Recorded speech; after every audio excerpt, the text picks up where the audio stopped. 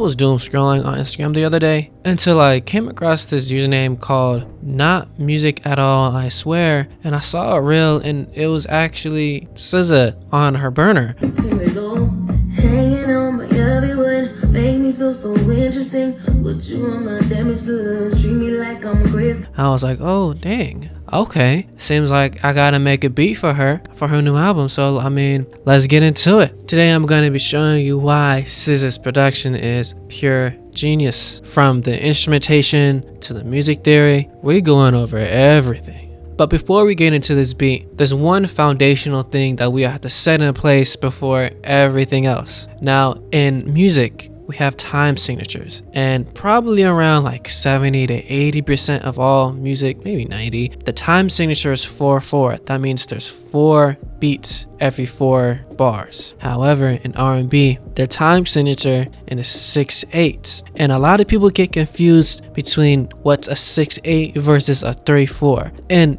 practically you can use a 3/4 for a 6/8 beat, but technically you're using it wrong. 3/4 is faster than 6/8. For example, a 3/4 song is Mercury by Steve Lacy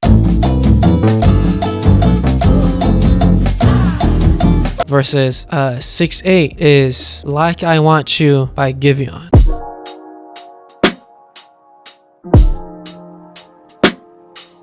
Hopefully you guys can hear the difference. So now that we got that out of the way, let's actually get into the meat and potatoes of this beat. And so let's lay down some chords, and this is what the chords sound like. I got you.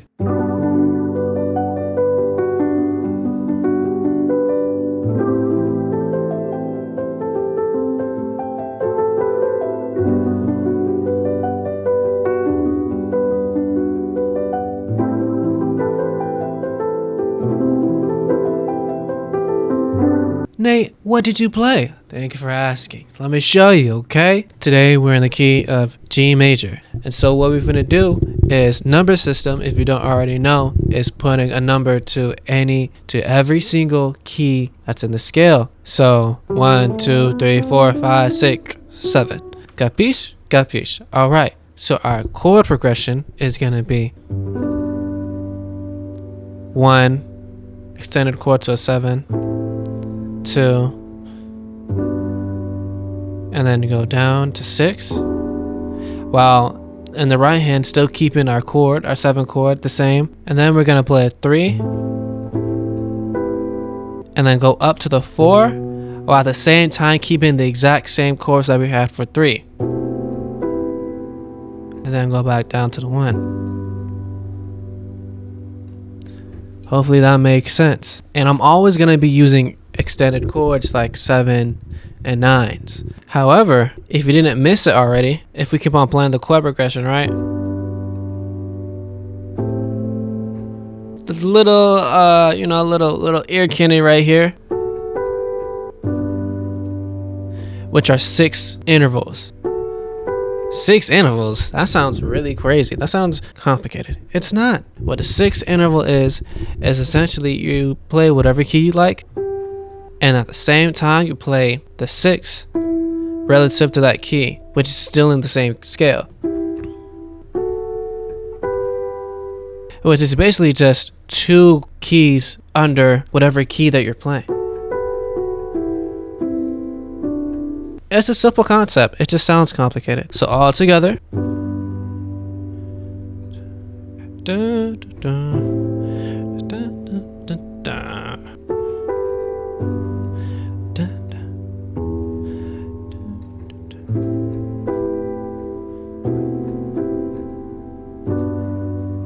It's a simple idea, but normally the simpler the idea is, the better. What type of instruments that I'm using? I went to Keyscape for this piano, the soft piano. I love this piano, and I love the presets that come with it, as well as I layered it with an Electra 88 Rhodes piano that had some chorus in it. However, there's one more piano layer that we still haven't talked about yet, and that's the arpeggiated piano. It's really simple to do. So instead of just playing every single key at once, you play them one at a time. All that I'm doing is playing the 1 and the 2 with both hands. You can see I'm playing the same chords with both hands. However, we play one key at a time, so it's gonna sound like this.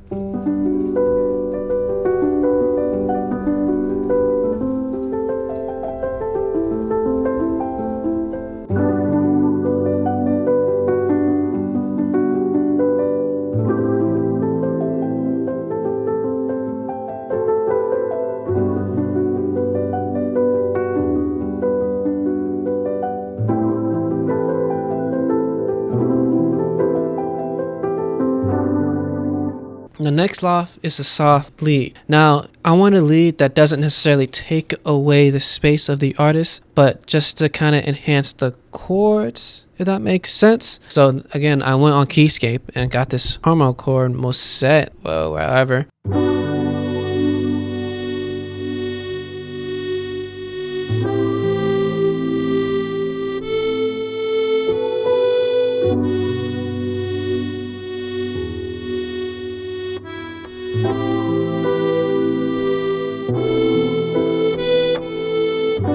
And also, I'm just keeping it a priority to make it pretty simple. I'm not really doing much with it. Essentially, this instrument is just kind of like vibe setting, you know what I'm saying? Making it more niche, because you don't normally hear this. And speaking of making things more niche, I added a toy piano because I feel like SZA will like toy pianos because, you know, it sounds cute and everything. And so, adding that with everything else, using 6 intervals like we just talked about earlier, this is what it sounds like.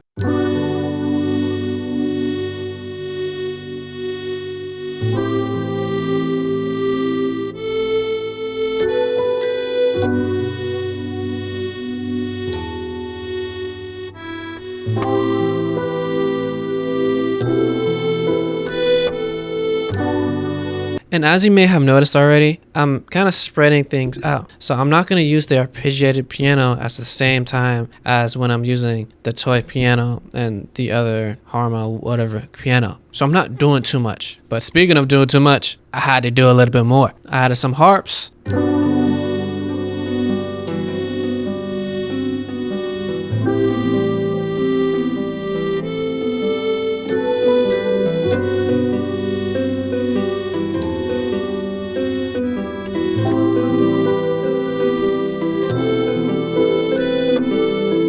Also, if you look closely, I'm also panning things out. So not everything's going to be in the middle. So I have more room to actually add more stuff into without, you know, making it sound mushy. So next up are the strings. Now what I'm doing is using a solo strings VST, but not only just on one track, but on multiple tracks. As you can see here, I have one track that's a cello, and then the other track is a viola. And if you look at where the panning is, they're literally on the opposite sides of each other. However, they're not necessarily doing the same thing, but they're both playing at least 2 notes at the same time. Why? It's not really much of a reason. That's just where I think it sounds the best at. But not only did I play a cello and a viola, I also added 2 bass strings. One that's playing a staccato, which is just like a plucky string sound, and then a legato, which is just more of a more sustained sound.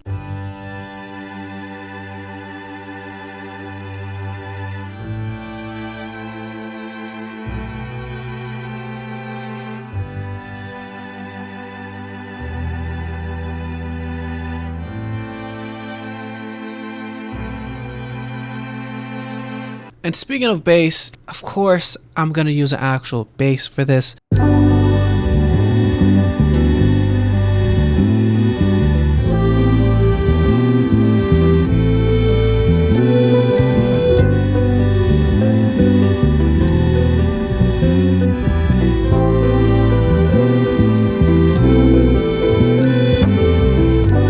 Sounds good. It's a crazy bass line, I know. So Nate, how do you do it? Thanks for asking. Let's get into it. So if you go to the MIDI, you'll see that I'm playing the root, the 5, the octave, and then the 9, back to the octave, back to the 9. Back to the 5. And then I'm just repeating that again, just with a different root note. Same with here. However, I did just go to the 3 right here just for a little bit of, you know, variation, you know what I'm saying? Same right here, same right here, same right here. essentially I'm doing the exact same bass line, just a different root note. You know what I'm saying? However, at the end, you're gonna see I did this little walk down, basically like an arpeggiated chord, an arpeggiated C major 7 chord. But we're starting at the 7, as you can see right here. Bada bing, bada boom, we got that bass line ready. Nice, sounds good. Now, if you do have 2 eyeballs, you probably would have seen that I have 2 bass tracks. And now you might be wondering, Nate, why in the world would you have 2 bass tracks? Trying to use different types of mixing techniques. I've seen people split their bass tracks into 2, with one of them being the sub, as you can see right here. And then the other one being the actual character of the bass, like its tone. So this way you can manipulate the tone of the actual bass without having to touch the sub, and you can touch the sub without actually having to touch the character. So that way you can hear the bass line with crappy speakers like a phone. However, I'm not really much of a pro. This is literally my first time doing it, so I'm not going to get too deep into it. And just like that, we're done with the sample. However, drums, come on, man, we got to add some. And nothing too complex. Actually, nothing complex at all. It's just the boots and hats with a little swing to the hi-hats and some crashes at the end to match the rhythm of our sample. Just listen to this.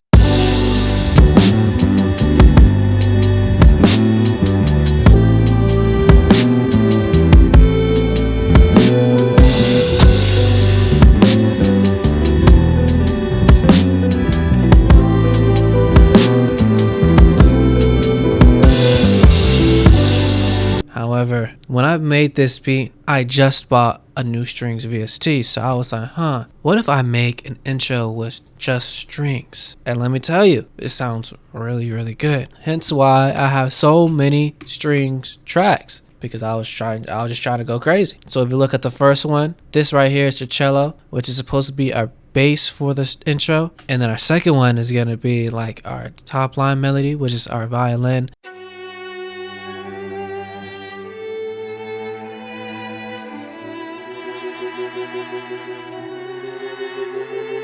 This one right here is a cello track with basic triad chords, and this one right here are violins with, once again, 6 intervals. And however, this one right here, this one's interesting because this one is a different string VST than the other 4. And yet when you attach different string VSTs together, they still sound really good. So with everything combined and everything nice and panned out and mixed and all that jazz, this is what it sounds like.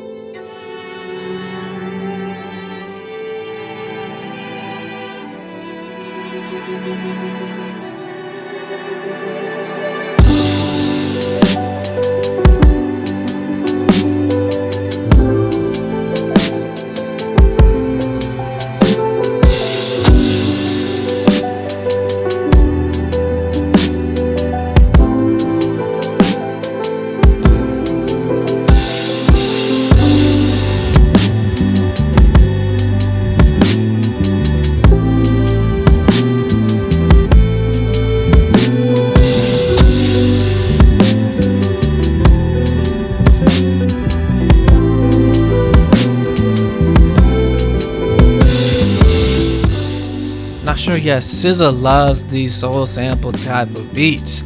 However, she do like those heavy synth beats as well. Not them opium type of beats, but like, you know, them lo-fi type of mellow, nice, lush type of beats. And if you do want to know how to make them, I do got a tutorial right here for you. Go ahead and check that out. I really do enjoy that video.